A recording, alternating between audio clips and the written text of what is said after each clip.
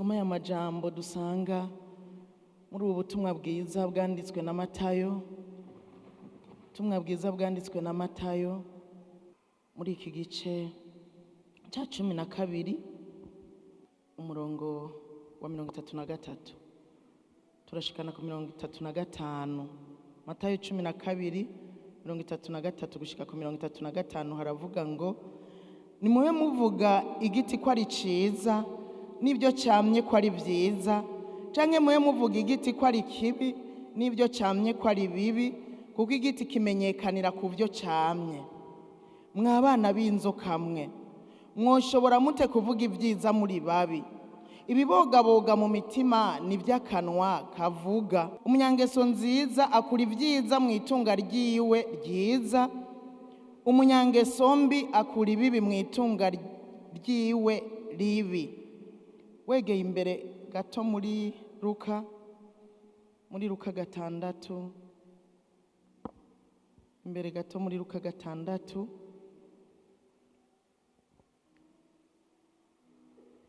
igice cya 6 umurongo wa 43 6:43 gushika ku 45 haravuga ngo kuko atagiti ciza cyama ibibi kandi nta giti kibi cyama ibyiza. Igiti cyose kimenyekanira ku byo cyamye. Ntabo kwamura insukoni ku munyinya canke inzabibu ku mukere. Umunyangeso nziza akura ibyiza mu itunga ryiza ryo mu mutima wiwe, n'umunyangeso mbi akura ibibi mu itunga ribi. Ibibogaboga mu mutima n'iby'akanwa kiwe kavuga. Imana ibahezagire cyane.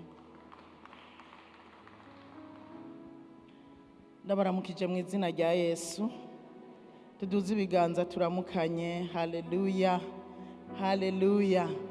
Ndashimiye Imana kukubona, ndashimiye Imana kuba kuri uyu munsi ugira 20 w'uku kwezi kwa 11. Turacyarinzwe, turacyazigamwe, turacyari mu buntu bw'Imana. Imana iracyatugiriye neza, iracyadushoboje kuba mu ngoro yayo, iracyatugwanira, iracyaturinza amasanganya. Tuyikomera amashi cyane gose. N'umunsi mwiza wo kunezerererwa ko tugihumeka impwemu z'abazima. Ni twebwe nyene bo kunezerererwa Imana ibyo yakoze. Haleluya, haleluya. Ndagomba tuganire aya majambo avuga ngo itunga ryo mu mutima niryo tunga nyakuri. Itunga ryo mu mutima niryo tunga nyakuri. Umutima ni igihimba gikomeye cyane cyane cyane. Burya mu mutima niho hugariye icyo turi cy'ukuri. Mu mutima niho hugariye icyo turi cy'ukuri. Musanzwe mubizi yuko abana b'abantu no kwiyorobeka banabishobora, akiyorobeka ntagaragaze uwo ari, ariko mu mutima akavuga, ariko mu mutima hariya ahariyo ibindi bintu. Ariko burya ibiri hariya mu mutima niwe muntu w'ukuri, nibyo bigaragaza uwo uriwe. Inyifato yacu ivana n'ibiri mu mitima yacu. Umutima rero utegerezwa gukizwa, utegerezwa guhinduka, ugakizwa neza kugira ngo bikunde inyifato yacu ibe nziza, abatubona babone umuntu mwiza. Atari uko tudakijijwe imitima yacu ngo ihinduke gose, tuzoguma turi babi. Imana idufashe cyane. Biciye mu mutima turatahura ibintu bitandukanye. Nibyo Mose yibukije Abisirayeli mu gusubira mu byagezwe igice 8 umurongo wa 5.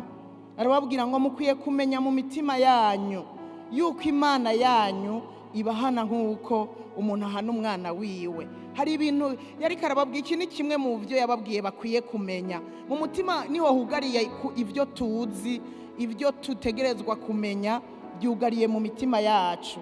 Ngo mutegerezwa kumenya yuko Uhoraho ari umuvyeyi abahana nk'uko ahana umwana wiwe. Hari n'ibindi byinshi Abisirayeli bagiye baributswa bakwiye kumenya bakabandanya urugendo rwo kujya mu gihugu cy'isezerano, ariko hari ibyo bazi mu mitima yabo, hari ibyo babitse mu mitima yabo, ari navyo bazogenda bubahiriza, bizogenda bibagera, bizogenda binabarinda gukora ibyaha, gutambamira iburyo cyangwa ibumoso kubera ibyo bafise mu mitima yabo. Mu mitima yacu turashobora kuhasengera, umutima urasenga.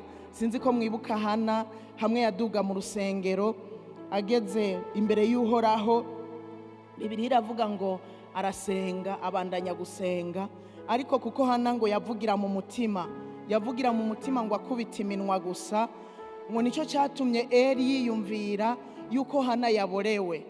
Ariko Hana yari imbere y'Imana ariko arasengera mu mutima. Mu mutima turahasengera, mu mutima harabamwe amasengesho. Akanama ndagakunda iyo nibutse yuko ushobora kugera ahantu badakunda kusenga, ariko umutima wawe ugasenga, umutima wawe uri kurasenga. Kandi rero iyo imitima yacu iri kirasenga biragira ubushobozi ku buryo ababoshwe na wa mubi, abuzuye abadayimoni, bavuga bati reka kungirira nabi, reka kunyica. Kandi wewe utari kurasenga uvuga, ari ukubera umutima wawe uri kurasenga. Haleluya. Mu mitima turahasengera, turagira amasengesho yo mu mutima. Umutima urakomeye cyane. Mu mutima niho habera kuza kumedita, niho wuziriza ijambo ry'Imana. Mu mitima yacu niho turihekenyerera, mu mitima yacu tukarizungurutsa, tukagiyumvira ko mu mitima yacu, kandi uko tugiyumvira ko turyuza mu mitima riba ririko rirakora ikintu, bikavamwo gufata ingingo kanaka, ari ingingo yo guhinduka, ari ingingo y'ikintu utegerezwa gukora, ugahindura uko wahora ugikora ukagikora ukundi, ubikorera mu mutima. Niho habera meditation, niho habera kuza ibyo umuntu aba yariye ijambo ry'Imana. Usomye muri Zaburi 19 umurongo wa 13, Dawidi yaravuze ngo, kandi wame uziga mu musavyi wawe, sinze nkora ibyaha ibigirankana. Nibize binganze, niho nzobona gutungana gose, sinzotsindwa n'urubanza rw'icyaha gikomeye. Umurongo wa 14 rero uravuga ngo, amajambo yo mu kanwa kanje n'ivyiyumviro byo mu mutima wanje bize bishimwe mu nyonga zawe Uhoraho, gitandara canje mucunguzi wanje. Amajambo yo mu kanwa kanje n'ivyiyumviro byo mu mutima wanje, bimwe mpindura ngahindukiza, bimwe mekenyera hari indani mu mutima, bize bishimwe imbere y'inyonga zawe, bize bishimwe. Haleluya. Birakwiye ko ivyiyumviro byo mu mutima wacu bibi bishimwa, bibi vyiyumviro bishimwa, bibi vyiyumviro bizima. Muri uyu mutima nyene niho habikwa ijambo ry'Imana, nibwo bubiko, nibwo bwigobeko. Hariya mu mushaha, mu mutima hariya ibwina, niho tubika ijambo ry'Imana. Nivyo Dawidi nyene yavuze ngo, nabitse ijambo ryawe mu mutima. Mu mutima niho ijambo ryawe narisize, kugira ngo nze ndaryiyumvira ko, nze ndarihindura, ndarihindukiza. Mu yandi majambo rice rigaruka, rimbuze gucumura. Ivyo tubika hariya mu mutima birashobora gutuma tudacumura ku Mana. Ijambo ry'Imana tubika mu mutima rikatubuza gucumura. N'ububiko bw'ijambo ry'Imana. Ariko kandi harashobora kubayo ivyiyumviro bibi, harashobora kuba ivyiyumviro bibi mu mitima yacu. Imana idufashe, iturinde ko imitima yacu tuyibikamwe ivyiyumviro bibi. Mu mitima yacu n'icicaro kandi c'ibigumbagumba. Mu mitima yacu hariya ibwina nico cicaro c'ibigumbagumba. Mu yandi majambo, uyu mutima turashobora kuwukomantaza canke tukaworosha. Ni cicaro c'ibigumbagumba vyacu. Twiyubare rero mu mitima yacu. Itunga ryo mu mutima rero rishobora kuba ribi canke rikaba ryiza, birakuvako nanje biramvako.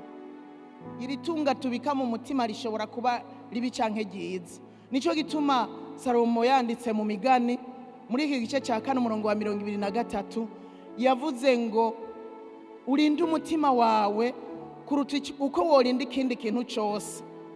Urinde umutima wawe kuruta uko worinda ibindi byose woba wita iby'agaciro. Mu yandi majambo umutima wawe ni uw'agaciro kuruta ibindi byose wibaza ko ari iby'agaciro. Uwurinde rero kuko uyu mutima urashobora guhumana ugahumanya na wewe wese, ugahumanya ukubaho kwawe kose. Haleluya, haleluya. Uyu mutima urashobora kuvamwo ibintu bishobora gutuma wewe ubwawe uhumana wese. Kandi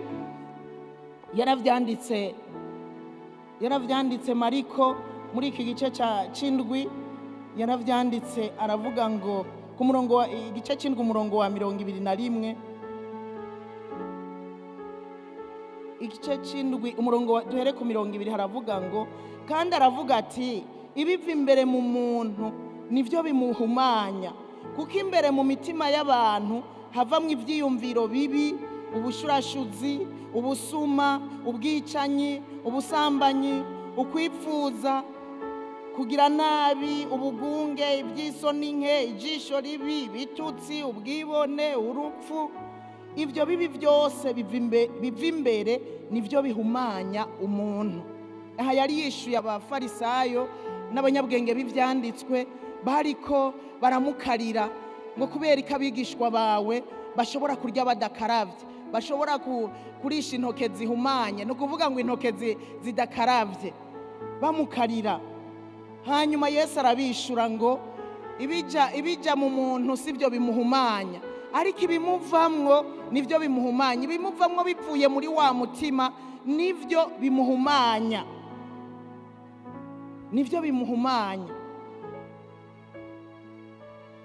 Umurongo wa 19 nduvuga ngo kuko ivyo umuntu arya nibiba bigiye mu mutima wiwe, ariko bija mu nda bigaca mu nzira yavyo, hanyuma bikabandanya. Nico gituma ivyo turya atari byo biduhumanya, ariko duhumanywa nibiva muri wa mutima. Nico gituma dukwiye kuwurinda gusumba uko tworinda ikindi cyose, tukiyubara ku munsi. Mbega umutima wanje uri mwiki, hugariye mwiki? Hari igihe usanga hugariyemwo ishavu nk'uko tubisomye ngaha, ahandi ugasanga hugariyemwo inzigo, ahandi ugasanga hugariyemwo urwanko, ahandi ugasanga hugariyemwo ibitutsi, umuntu yabumbura akanwa ugasanga asohoye ibitutsi, ahandi ugasanga hugariyemwo ubushurashuzi, ugasanga akanya gato yarakikamye agiye muri bwa bushurashuzi. Burya umuntu agenda gusambana, agenda gushurashura, biba ari byari vyugariye mu mutima. Aba yabanje kubicurika, akabicurura muri wa mutima, akavyiyumvira ko, hanyuma ukadusanga yabishize mu ngiro. Nta kintu ushobora gushira mu ngiro kitabanje kuzunguruka mu mutima. Nico gituma dukwiye kuwurinda cyane, kuwurinda gose, kuwurinda gusumba uko tworinda ikindi kintu cyose. Ubutunzi nyakuri nubwo mu mutima. Nta muntu atifuza gutunga turavyifuza, wewe sinzi. Gutunga ibintu bigaragara, gutunga ibintu biboneka, amafaranga, gutunga ibintu, imiduga, amazu, ibintu bitandukanye, amatongo, ntawe utovyifuza. Ariko uyu munsi nagomba twibukanye yuko itunga nyakuri, itunga rizima, ari itunga ryo mu mutima. Niryo tunga ry'ukuri, itunga ryo mu mutima. Kubera iki? Itunga ryo ngaha mw'isi rirahera, rirava ku muntu. Sinzi ko murabibona, hari igihe umuntu adandaza agahomba, ubutunga yari afise ryose rikamuva ko rigahera, wa muntu agasigara yifumbereje. Ariko itunga ryo mu mutima ririyo vy'ukuri, nta kintu na kimwe gishobora kurikunyaga. Igikomeye nuko wewe mu mutima wawe uhabikamwe ubutunzi. Utunze mu mutima nta muntu yobukunyaga, nta numwe. N'ubutunzi budahomba, wamaze kubwinjiza mu mutima wawe. Arababwira muri Luka 12 umurongo wa 15, arababwira ngo Yesu ngo ariko mwirinde ukwifuza kose, kuko ubugingo bw'umuntu butava mu bihinda atunze. Ubugingo bw'umuntu ntibuva mu bihinda umuntu atunze. Haba namba. Aha yari amakuru ya wa mutunzi w'igipfu. Usomye neza aha muri Luka haravuga umugabo yaje kuri Yesu, aramubwira ngo aje kubagaburira itunga ryabo ibyose yabasigiye. Hanyuma usomye kuri uyu murongo wa 15 niho yaciye amwishura, aramubwira ngo murumva. Yesu yabwiwe n'uwo mugabo ariko aca yigisha ishengero ryose. Arababwira ngo murumva, mwirinde ukwifuza kose, mureke gushira umutima kuri ivyo byo mu isi. Ubugingo ntibuva ku bihinda umuntu atunze. Mu yandi majambo yashaka kubabwira ngo icyo mwari mukwiye guharanira n'ubugingo budashira. Icyo mwari mukwiye kunsaba canke kugomba ko ndabafasha kwari kubaha ubugingo budashira, kuko ubugingo bw'umuntu ntibuva mu bihinda. Murondere rero ubugingo budashira. Haleluya. Uyu mugabo rero aca bacira umugani kuri uyu mugabo w'umutunzi iki gipfu. Uyu mugabo w'umutunzi w'igipfu yari yagiriwe ubuntu, agira imirima imera, ararima, arimbura. Imana yamugiriye neza, iragwisha imvura, iyi mirima yiwe gutotahara, arimbura, yimbura byinshi, aranezerwa. Amaze kunezerwa aravuga ati mutima wanje wewe nezerwa, himbagwa, ruhuka, kuko uzoronka ibigutunga imyaka myinshi. Hanyuma aza yumva ngo ijwi rivuye mu ijuru riramubwiye ngo wagipfuwe, ngo ubugingo bwawe urabwakwa muri rino joro. Ngo none ivyo wahitikiranije, ivyo wegeranije bizogufasha iki? Ivyo wegeranije bizogufasha iki? Umurongo wa 21 ucuvuga neza ngo umuntu yishingurira niko ameze. Amaze kubwirwa ngo ubugingo bwawe muri rino joro urabwakwa, ngo none ivyo wabitse bizoba ivyande, bizoba ivy'abasigaye, bazosigara barabirya wagiye. Aca arababwira ngo umuntu yishingurira niko amera, atari umutunzi mu vy'Imana. Mu yandi majambo ikidukwiriye, dukwiye kuba abatunzi mu vy'Imana. Tuba abatunzi mu vy'Imana, kugira umutunzi mu vy'Imana si ubutunzi burya buboneka bugaragara, ariko n'ubutunzi bwo mu mutima wiwe. Ngo umuntu akura itunga ryiza, akura ivyiza mu itunga ryiza ryo mu mutima wiwe. Itunga ryiza ni ukuvuga ivyiza biri mu mutima wiwe, nivyo biza bikaguha itunga ryiza, itunga ry'ukuri. Haleluya. Tukwiye kuba abatunzi mu vy'Imana. Kugira ngo tuba abatunzi mu vy'Imana, n'amajambo na jewe nari nateguye, Silveria yavuze mu gikorane cya mbere. Kugira tuba abatunzi mu vy'Imana, kuko n'ubutunzi bwo mu mubiri turaburondera hasi hejuru, tukaburondera ku murango no mwijoro. Ijoro umuntu arashobora kurirara ariko ararondera ubutunzi, ariko akurikirana ibijyanye n'ubutunzi bwiwe. Umuntu akaduga akamanuka, bamaburira indege, bakagura amatike bagiye kurondera ibintu bazokuramo ubutunzi bwo ngaha nyene bugaragara. Urakora, urabishira ku mutima, ukavyitwararika. Ariko rero Pawulo arandikira abikorosayi hajya mu gice cya 3 umurongo wa 1, aravuga ngo turondere ibiri hejuru, ngo ko mwazuranwe na Kristo, murondere ibiri hejuru iyo Kristo wacu ari. Haleluya. Turondere ibiri hejuru, turondere ivyo mwijuru, aba ari byo dushira ku mutima, aba ari byo twitwararika. Uko niko kuzodutungisha mu mitima yacu. Haleluya. Aba ari byo twitwararika, aba ari byo dushira ku mutima. abarondera muri ino si bararonka, arabo usanga baronse, ugasanga birutse bararonse ibyo ari byo byose n'ubutunzi bwo ngaha mu isi, nawe busanga aho yicaye, nawe busanga asinziriye, nubwo Bibiliya ivuga ngo abikundi bibahera mu itiro. Sinzi ko ari amafaranga usanga kuri konte yagurutse ukayasangayo. Ntuzohave iyi verisi guhenda ngo ugume uryamye uje kukubaza ati mbega kuryama iminsi yose, ngo abikundi bibahera mu itiro.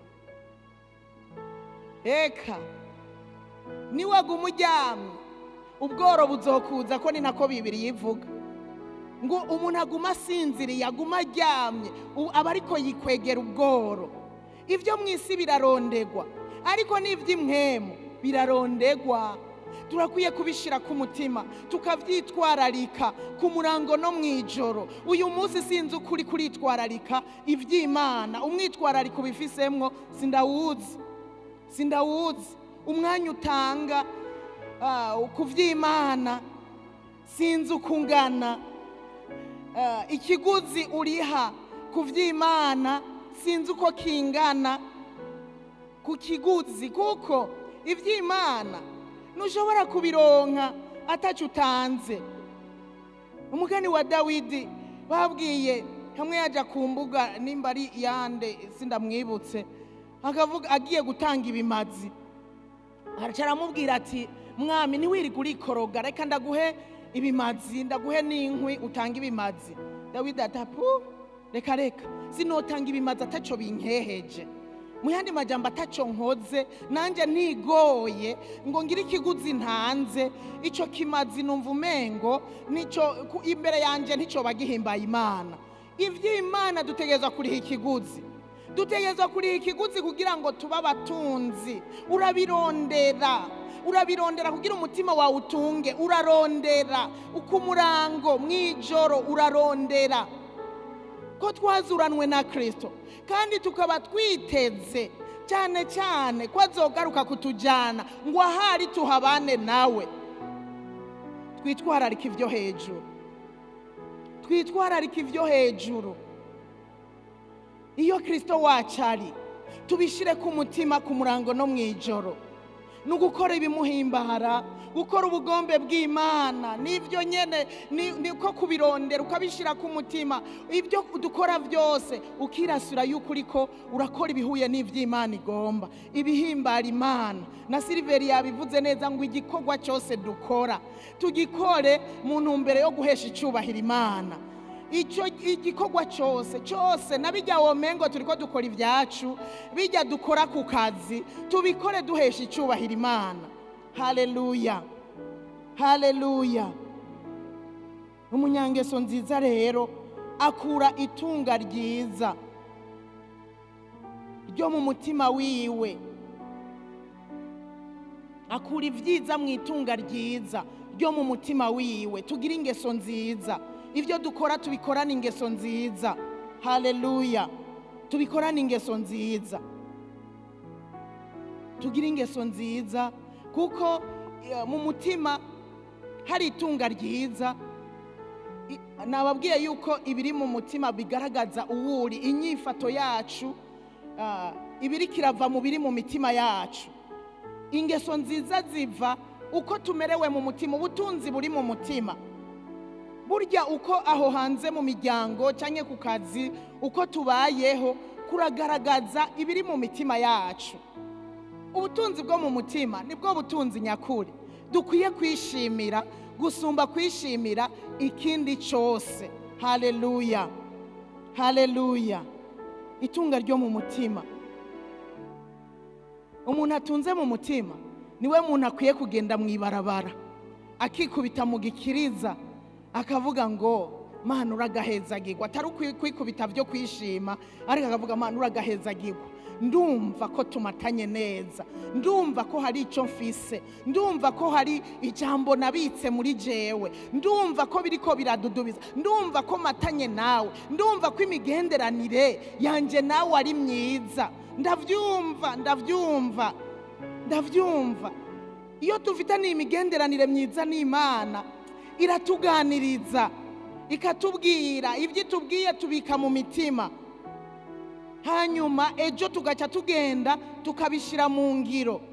Ubutunzi bwo mu mutima nibwo bukomeye gusumba uko twotunga ibindi byose. Usomye mu Migani igice cya 28 umurongo wa 20 haravuga ngo umuntu w'umwizigirwa agira umugisha mwinshi, ariko wihutira kuba umutunzi ntazobura guhanwa.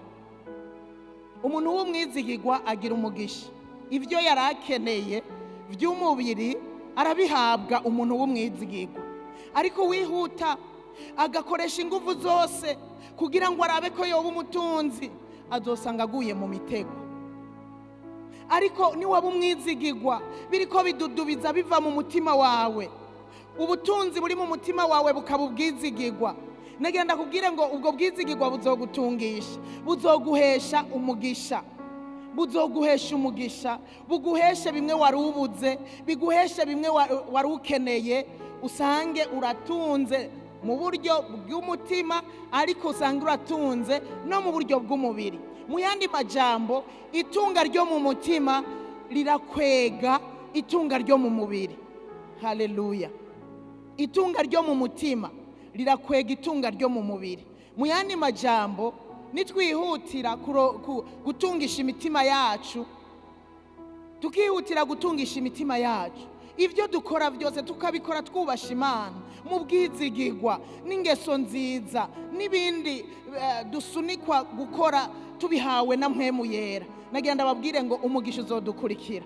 None niyatubwiye ngo ibindi tubihabwa nk'inyongera, ibindi byose tuzobihabwa nk'inyongera. Rero ntuhuzagirike ngo uhave usanga wabeshe, ngo uje kurementanya, ngo uze gukora ibi na biriya bidahuye n'ivy'Imana igomba, ngo uriko urarondera gutunga. Ubwo butunzi uzosanga bwagucokeje ikuzimu.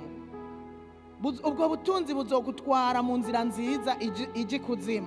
Ariko niwatungishwa hamwe nuko umutima wawe utunze, bikaza bikwega kuko turavyongegwa, bikabinyongera. Wajya gukora ikintu, nimba uri umudandaza asanzwe atunze mu mutima, wagenda kudandaza yo bikakugendekera neza, abandi ku ruhande bakabura ariko wewe ukaronka. Nimba uri umukozi wa leta asanzwe atunze mu mutima, bakakuraba ukuntu ukora, ugakorana ubwizigirwa, ejo bakakugomwa, bakakuduza, ugasanga birakudugije, biguhesheje umugisha mu muryango, biguhesheje umugisha mu kubaho kwawe. Ubutunzi bwo mu mutima nibwo bwa mbere, nibwo butunzi nyakuri butuzanira ibindi dukenye. Haleluya. Kanatsinda amafeza n'amazahabu byose ni iby'Uhoraho. Nukuvuga ngo umumaseko ukaba umutunze mu mutima, mufitaniye imigenderanire myiza, amafeza n'amazahabu ni ibyiwe, ni ibyiwe, azokugurura imiryango aguhe. Kandi nimuhave mwaza ngo ndiko ndashaka kuvuga ko umuntu yokwicara ntakora akazi. Oya, ikiguhezagirira muri vya bindi nyene uri kurakora, ukagira ikiganza ciza muri vya bindi nyene uri kurakora, ya mafeza ya mazahabu vyiwe, ukabona mu mutima hari itunga ryiza, akabikuzanira bikagenda neza, ivyo uri kurakora ukaguma ubona bitera imbere. Gutunga mu vy'Imana biduha ivyizigiro vya kazoza, biduha ivyizigiro vy'iherezo ryiza. Nta muntu akenye mu mutima agira ivyizigiro vya kazoza, ahubwo mu rugendo usanga agizwe no kwihebura. Ni babandu baza ati mbega Yesu yoza canke wewe ubona uzoja mwijuru, akakubwira ngo ndibaza, akaguma muri ivyo byo gukekeranya atabizi neza. Iyo utunze mu mutima ugira ivyizigiro bidasanzwe, ukumva Yesu naho yoza ubunyene ukumva ko mwojana, ukagira ivyizigiro vya kazoza, ukagira ivyizigiro vyo kurangiza neza. Kandi umuntu afise ivyizigiro muhuye nukuri uramererwa neza kuko asohora ibintu bizima, asohora ibigutera intege, asohora ibigusubizamwo nawe ivyizigiro. Ariko uhuye n'umuntu w'umukene mu mutima, eka ni imyidogo, ni ndapfuye ndagowe, eka ibi bintu vy'Imana turimwo jewe simbona iyo bija n'iyo biva, bizodushika nahe kubera nyene atabona nyene iyo bija n'iyo biva. Ariko umutunzi mu mutima yo aragira ivyizigiro, akavuga ati yo yiyumvira ivy'ijuru, kanatsinda kugira utunge mu mutima, ushira umutima ku vy'ijuru. Ivy'ijuru ukuntu azobana n'umwami wiwe, vya bihe vyo guhimbaza no gutazira. Nta mwanya umuntu atunze mu mutima atakaza mu vyiyumviro bipfuye, nta mwanya umuntu atunze mu mutima atakaza mu kuvuga amajambo apfuye. Oya, kubera umuntu Bibiliya yatubwiye ngo ibibogaboga mu mutima nivyo akanwa gasohora. Asohora amajambo mazima, asohora amajambo y'ubugingo. Hari igihe abashitsi batugendera, mbega iyo batugendeye tuyagana biki? Erega ivyo badusanganye nivyo tubaha. Agusanganye ubutunzi bwo mu mutima, uramuhako, ukamuhako, ukamugaburira ijambo, ukamubwira ibyagufashije, ukamubwira ijambo ririko rirakuremesha muri ico gihe, ukamubwira ivyiyumviro ufise mu mutima ibiriko birazunguruka muri wewe ivyo ari vyo, ugasanga n'ivyiyumviro bijanye n'ivyizigiro vya kazoza, ukamutera intege. Ashobora kuba yari yaje acitse intege, yumva atakigenda mu buryo bw'imwemu, agaca asubira inyuma aguwe neza. Mbega abantu batuje ko tubahiki, bibogaboga mu mutima nivyo akanwa katura. Aguri agira isengesho muri iki gice ca 30 c'imigani ku murongo w'indwi, aragira isengesho rivuga ngo ngusavye ibintu bibiri ntarahwera, ntubinyime. Unshire kure y'ibitagira ikimazi bona ibinyoma, ntumpe ubworo, ntumpe n'ubutunzi, ungaburire ivyo kurya dukwiranye. Iri ni isengesho rya Aguri. Unshire kure y'ibitagira ikimazi bona ibinyoma, ntumpe ubworo, ntumpe ubutunzi, ungaburire ivyo kurya dukwiranye. Kubera iki? Yaciye abisigura ku murongo w'9, aravuga ngo kugira sinze mpave mpimba nabi, kugira sinze mpave mpimba nabi, nkakwihakana, nkavuga ntuhoraho ni iki, kandi noye kuba mworo ngahava niba. Haleluya. Iri ni isengesho rya Aguri. Numvise ndarikunze, nanje ndarigira nk'isengesho. Ndavuga Mana, umfashe, ndagusabye nanje ibintu bibiri ntarapfa. Erega twigira kuri aba batwitangiye imbere muri ibi vyanditswe kugira ngo bitubera akarorero tuvyigireko. Ndagusabye ibintu bibiri nanje ntarapfa. Unshire kure y'ibitagira ikimazi n'ibinyoma, ntumpe ubworo, ntumpe ubutunzi, ungaburire ivyo kurya binkwiye, kugira umunsi umwe sinze mpave mpimba ninatunga nkasasagara. Hari abo bishikira. Erega n'uyu mugabo w'umutunzi w'igipfu nivyo vyamufashe, yabonye afise yimbuye, haca arasanga umutima wanje urye, ahubwo aho kuvuga ngo Mana nzogushima ibihe vyose, nararimye ndimbura, none ndafise ibyo gufungura, imisi nzoba nkiriho. Aza kwikubita mu gikiriza, nk'umutima wiwe uryunywe uhimbagwe aho gushima Imana. Hariho abatunga nk'aho umengo nibo bavyihesheje. Ikibigaragaza nuko hari abatinjira no mu nzu y'Imana, ugasanga ntibasubiye kwinjira no mu nzu y'Imana. Ivy'Imana ntacyo bibabwiye, ntacyo bibabwiye. Ikindi gihe twariko turubaka runo rusengero, duhura n'umuntu w'umutunzi, hanyuma noneho twahuye mugabo sinzi yaraciye ngahabona runo rusengero, acaravuga ngo bambwiye ngo inyubako nabonye hanaka ngo niyo iwanyu, ntego n'urusengero rw'Imana. Hanyuma cyane ngamwo ndamubwira nti none nta kuntu nawe wogira ico ukoze, aca arambwira ngo sinobura byose ngo mbure no gusenga mbure no kubaterera mwebwe musenga ngo nzogira icyo ndabahaye nturazana araduha ibifaranga turashira ko ngaha yarazanye ngo sinobura byose ngo mbure gusenga ngo mbure no kugira icyo ntanze aca arazana turubakisha turagura ibyo tugura. Urumva rero yari umutunzi yarahevye gusenga, aratunze muga yarahevye gusenga. Uwo bya bindi azopfa bisige abandi basigare barabijya.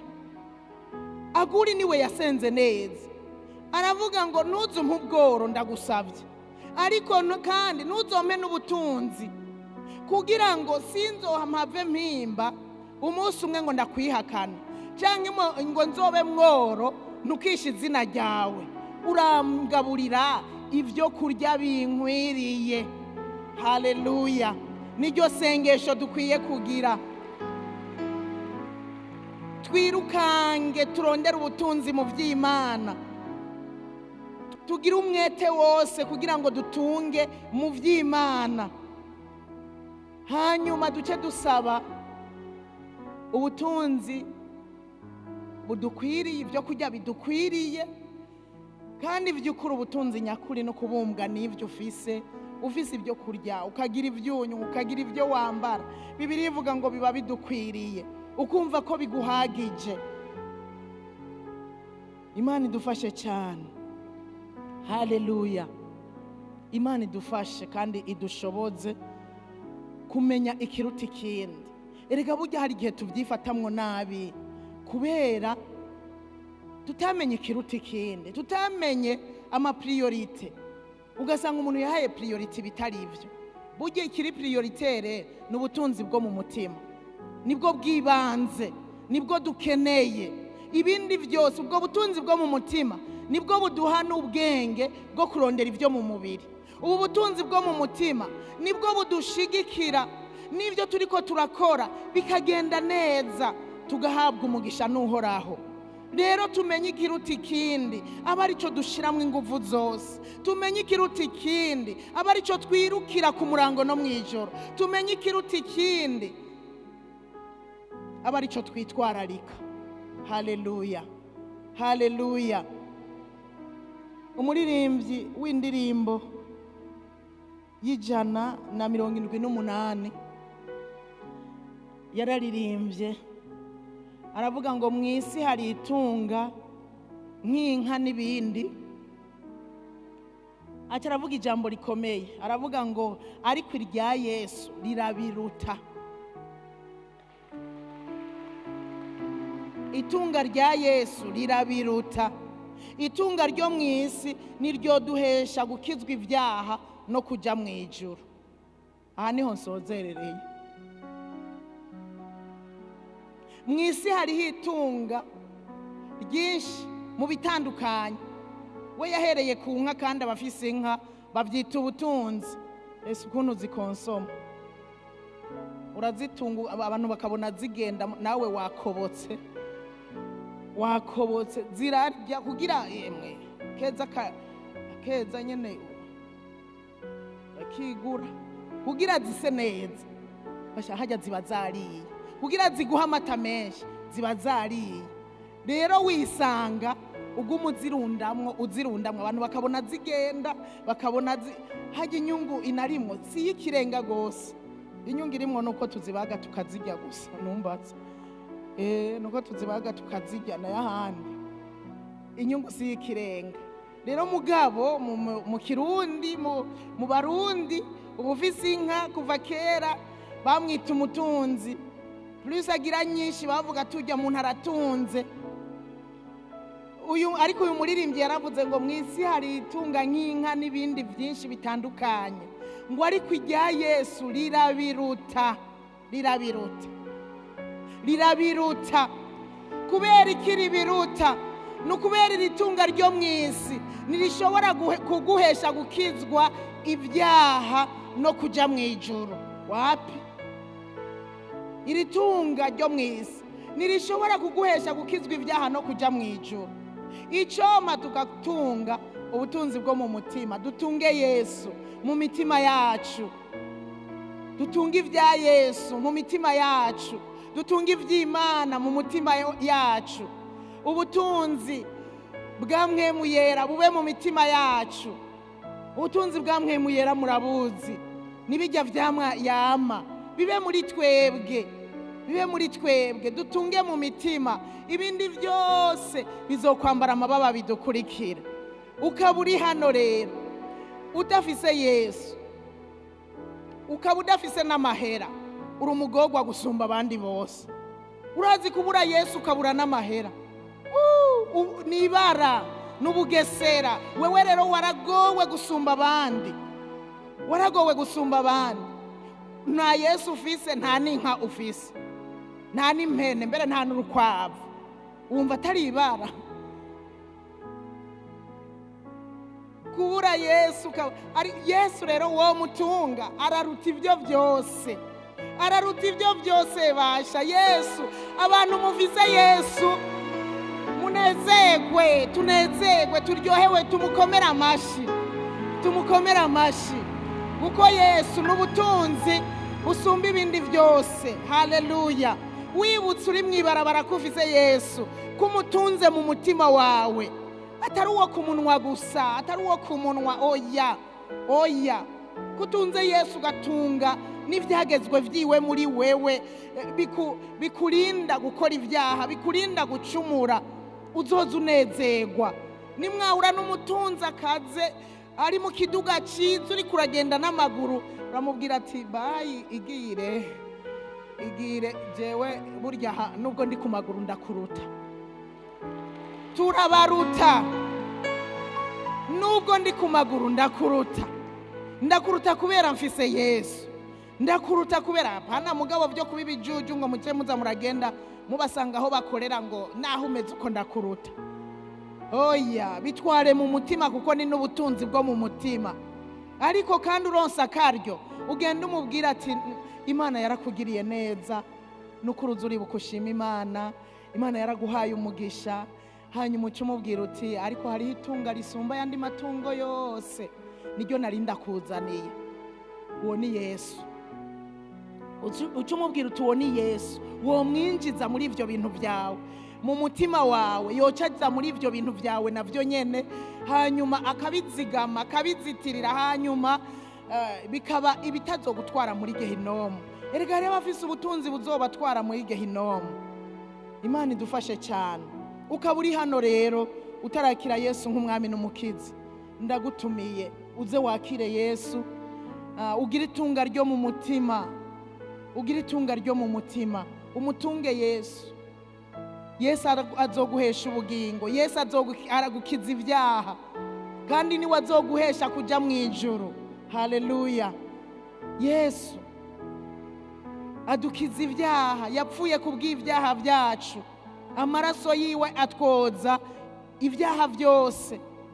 Yesu tumutunze azodukiza ibyaha. Ariko inka, amafaranga ari kuri konti, imodoka nziza nishobora gutuma nkizwa canke we ukizwa, wapi? Ariko Yesu ni wamwinjiza mu mutima wawe, uzoba winjije agakiza. Haleluya!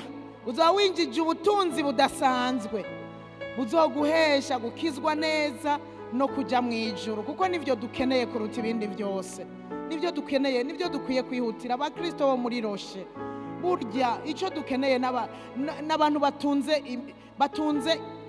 mu mutima, nibo dukeneye. Abatunzi mu mubiri ni sawa, muhari ni vyiza cyane, enda mubanze mutunge mu mutima, kuko mudatunze mu mutima nayo mahera yanyu nazoza ngo akorera Imana. Eka nawe umuntu atunga ivyo mu mubiri atabanje gutunga Yesu, n'amahera yiwe ntaza ngo akorera Imana. Nico gituma ndabatumirira n'abatunzi two badufise hano mu nzu y'Imana, ni vyiza kubagira, turabanezerererwa ko tubafise. Ariko udatunze ivy'Imana, tuzorindira ikigira 10 cyawe tubure, turindira ishikanwa gishimwe ryawe tubure, tugukenana uri hano, tugukenana uri hano, kubera itunga ryo mu mutima niryo rikwiye kuba irya mbere, kuko niryo rica ridusunika gukora ibindi byose neza. Nta muntu yoba ari hano atarakira Yesu, nk'umwami n'umukiza w'ubugingo bwiwe ngo yakire iryo tunga risumba. Yesu aguhezagire inshuti, Yesu akumpera umugisha mwinshi. Nimumuzana ashike hano yiyakirire Yesu, itunga risumba ayandi matungo yose. Amashi menshi kubw'abo bantu bariko baraza kugira ngo bakire Yesu, bamutunge mu mitima yabo, bamutunge kugira abaheshe ubugingo, abaheshe agakiza, abaheshe kumererwa neza. Haleluya, haleluya, haleluya. Amashi menshi. Haleluya. Lazaro yarakenye ariko yicaye ku irembo ry'umutunzi. Nicabujije ko Lazaro aja mu ijuru. Nukuvuga ngo yarakenye ariko atunze Yesu mu mutima, afise ubutunzi bwo mu mutima. Abantu bakeneye mu isi mugabo bagatunga Yesu mu mitima yabo, bagatunga ivy'Imana mu mitima yabo, bazoja mu ijuru, bazorangiza neza. Lazaro niwe karorero kacu gatomoye. Yarakenye mere ngo atonyange ibisebe vyiwe vyama biriko birajejeta, akicara ku irembo ry'umutunzi, umutunzi akigira uwejo.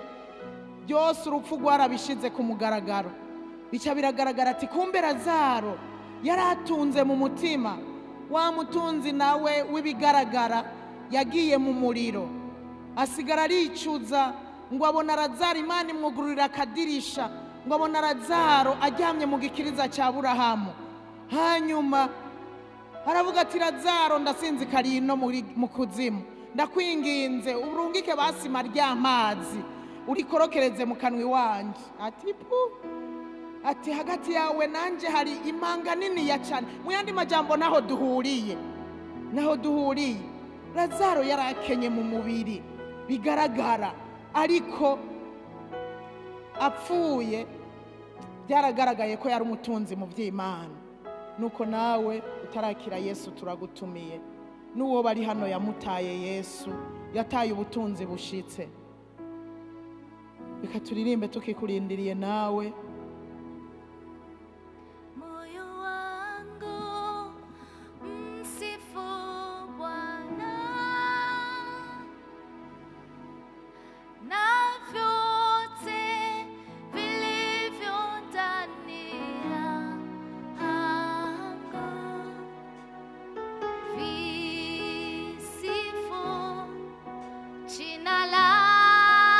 Turacakurindiriye nawe ukivyiyumvira, cyangwa uwo bari hano yamutaye, yataye ubwo butunzi bw'ukuri, yagiye kure ya Yesu,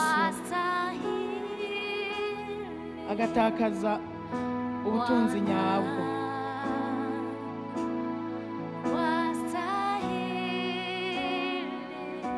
Ni wabereye gushimwa,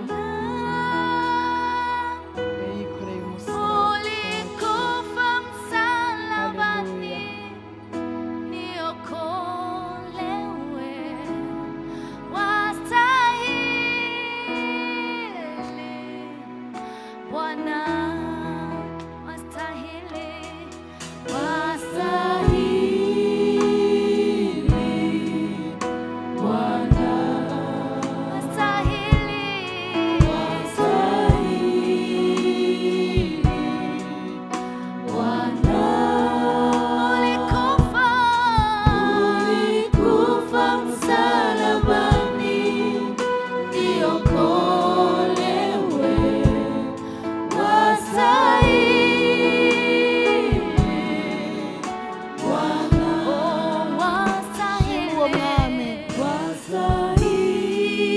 Ibyaha byacu kugira ngo natwe tubohoke.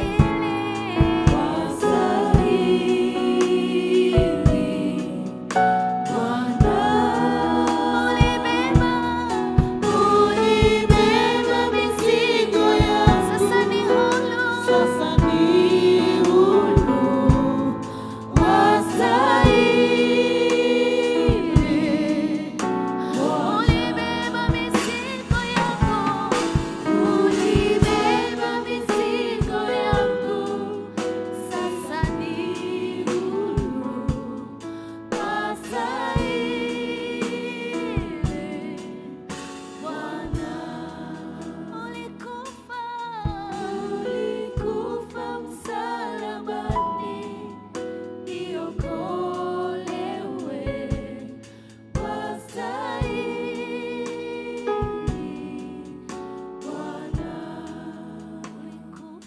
sabaho umugisha mwese mwateye intambuko mukaza kugira ngo mwakire ubutunzi nyakuri.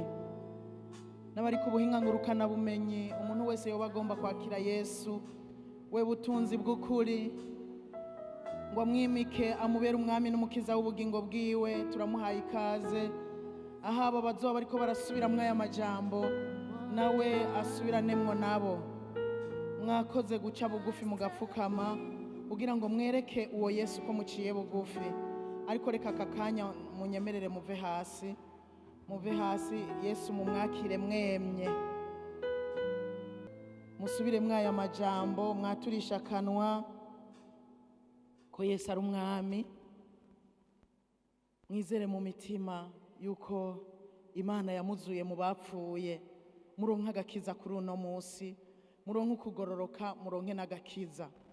Musubire mwaya majambo muvuge ngo mwami Yesu, uyu munsi ndatahuye ko ari wowe tunga ry'ukuri. Ndakwakiriye ngo umbere umwami n'umukiza w'ubugingo bwanje. Ndiyemeje kugukurikira. Mwami Yesu, numbabarire ibyaha byose nakoze. Guhera uyu munsi ndabihagaritse. Ndiyemeje gukunda ibyo ukunda kandi nze nanka ibyo wanka. Mwami Yesu, umfata ukuboko kandi guhereza iyi saha nyene unyandike mu gitabo cy'ubugingo. Urakoze Mwami Yesu, ndizeye yuko niwaza gutora bakwizeye nanje ko nzoba ndimwo. Amashi menshi ku bw'aba bantu.